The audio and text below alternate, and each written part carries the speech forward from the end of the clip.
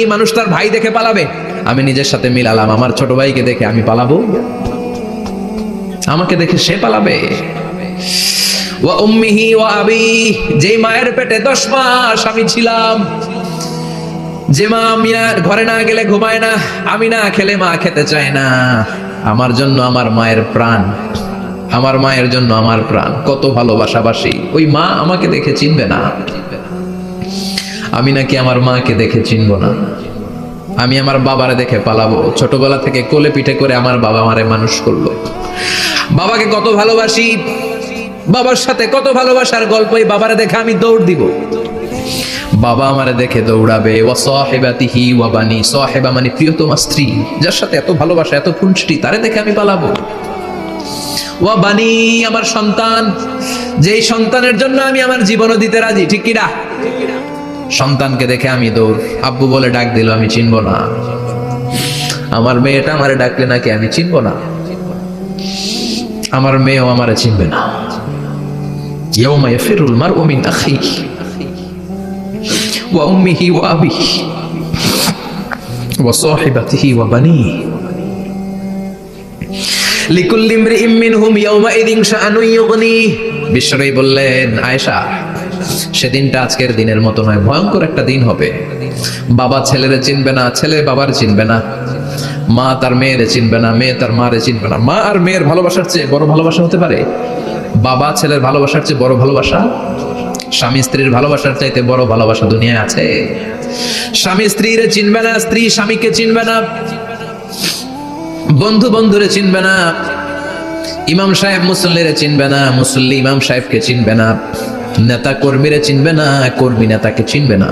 আমরা সবসময় বিপদে আছি, তবে 4টা কাজ করলে আমাদের বিপদকে কাটিয়ে দিবে কে? ঈমান আনতে হবে কার উপর? জোরে বলেন। ঈমানের পথে অবিচল থেকে আমার মরণ যেন হয়, ঈমানের পথে অবিচল থেকে আমার মরণ যেন হয়।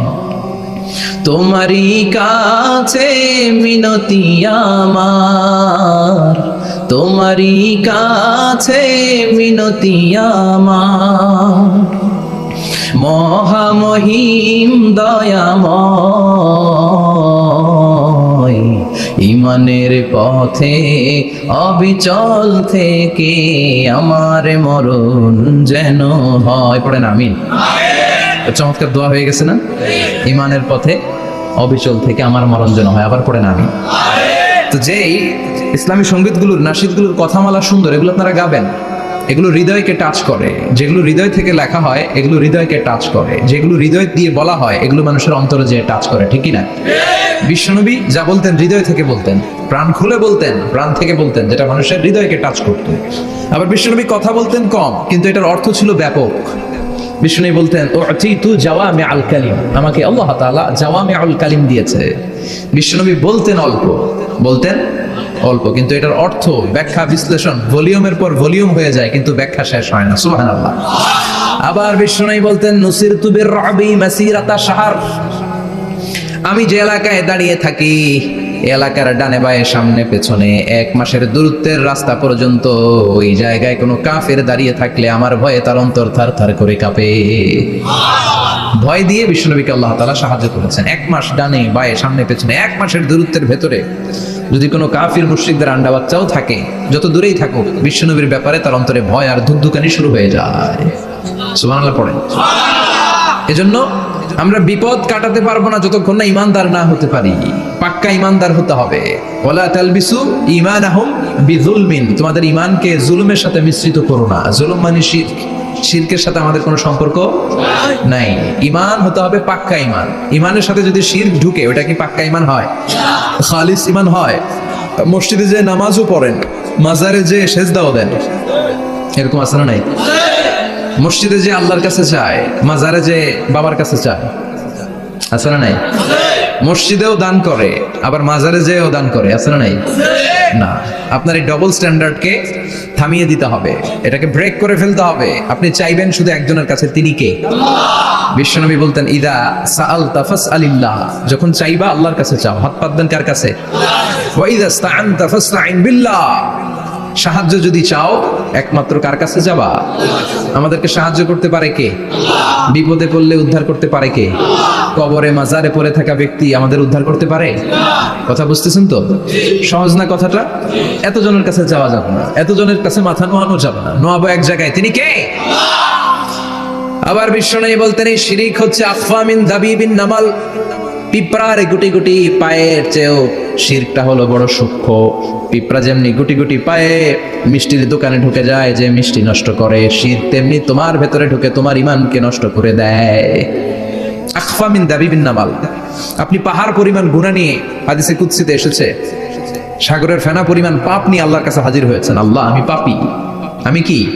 পৃথিবী না জানুক আমি তো জানি, আমি কি পাপ করেছি হায়। পৃথিবী না জানুক আমি তো জানি, আমি কি পাপ করেছি হায়। আমার পাপের করলে বিচার, বাঁচার উপায় নাই আমার, দয়াময় প্রভু মাফ করো আমায়, মাফ করো আমায়। পড়েন আমি। আমরা সবাই পাপী। আমরা কি? বিষ্ণু বললেন কুল্লুকুম খাত্তাউন, তোমরা সবাই পাপী। ওয়া খায়রুল খাত্তাইন আত-তাওয়াবুন, আর এই পাপীদের মধ্যে সবচাইতে ভালো পাপী ওই পাপী যেই পাপী পাপ করার পরে তওবা করে কার কাছে? এজন্য আল্লাহ বললেন ইয়া আইয়ুহাল্লাযীনা আমানু তুবু ইলাল্লাহি তাওবাতান নাসুহা। তওবার মতো তওবা করো, কান্নার মতো কান্না করো। চোখের পানি এটা একটা খুব পাওয়ারফুল একটা জিনিস, এটা আপনার পাপকে ধুয়ে মুছে সাফ করে দেয়, আপনাকে নিষ্পাপ বানিয়ে দেয়, ঠিক কি না? তো এই বিশাল পাপের বোঝা নিয়ে, পাহাড় পরিমাণ গুনাহ নিয়ে কিয়ামতের দিন যদি আল্লাহর কাছে আপনি হাজির হয়ে যান, ওই পাপের মধ্যে যদি শিরকের পাপ না থাকে, মানে কোনো মাজারে যে সেজদা দেন নাই, বাবার কাছে যান নাই, কোনো মাজারে মানত করেন নাই, মাজারে লাল শালু দেন নাই, মোমবাতি দেন নাই, আগরবাতি দেন নাই, মাজারে মুরগি মানত করেন নাই, এই পাপগুলো করেন নাই, অনেক পাপ আপনার আছে, কিন্তু শিরকের পাপ নাই। কোন পাপ নাই? আল্লাহ বলেন হাজার কোটি পাপ নিয়ে, পাপের বোঝা নিয়ে, পাহাড় পরিমাণ অন্যায় নিয়ে, গুনাহ নিয়ে যদি আমার সামনে আসো, আর এই গুনার মধ্যে যদি শিরকের কোনো গুনাহ না থাকে, তাহলে আমি আল্লাহ পাহাড় পরিমাণ দয়ার ক্ষমা নিয়ে তোমার কাছে হাজির হয়ে যাব। সুবহানাল্লাহ। এজন্য শিরকের সাথে আমাদের কোনো সম্পর্ক, এই শিরক করলে তার মাফ নাই। ইন্নাল্লাহা লা ইয়াগফিরু আন ইউশরাকা বিহি, শিরক করে ফেললে আর মাফ নাই। এটা ভয়ঙ্কর, এটা ক্যান্সারের চেয়ে ভয়ঙ্কর। ক্যান্সারের অ্যানসার আছে, শিরকের কোনো অ্যানসার নাই। লা ইন আশরাকতা লা ইয়াহবাতান্না আমালুক, যদি তুমি শিরক করো, তোমার রোজা, নামাজ, হজ, যাকাত, জিকির গুলারে বাতিল করে দিবে কে? এজন্য শিরকের সাথে আমাদের সম্পর্ক আছে।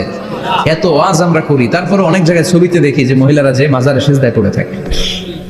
এজন্য এটা ছড়ায় দিবেন, এই মাহফিলের কথাগুলো এই যে রেকর্ড হচ্ছে, এগুলো ছড়ায় দিবেন। গণসচেতনতার দরকার আছে। এই যত আমরা ট্রাই করে যাব, একটা সময় দেখবেন আমাদের এই সকলের একসাথে প্রচেষ্টার ফলে এই শিরক নামক ভাইরাস বাংলাদেশ থেকে আমরা বিদায় করে দিতে পারবো। চিল্লা এখন, ঠিক কিনা? এজন্য আমরা বিপদে আছি, তবে ইমানদার শিরক ব্যতি রেখে খালেস ইমানের যদি অধিকারী হয়, আমাদেরকে বাঁচিয়ে দিবে কে? দুই নম্বরে ওয়া আমিলুস সলিহাত। কি বলছে মনে আছে তো? ইমান, ইমান আনলে বেঁচে গেলাম। আরেকটা কি? আমিলুস সলিহাত, নেক কাজ, ভালো কাজ। ভালো কাজ শুধু জিকির করার, নামাজ পড়া নাকি? না, আপনি কাউকে পরামর্শ দিলে এটাও ভালো কাজ। ঋণ দিবেন, ঋণ দিলে আপনার মর্যাদা বাড়ায় দিবে কে? অভুক্তকে খাওয়াবেন, বিপদে পড়লে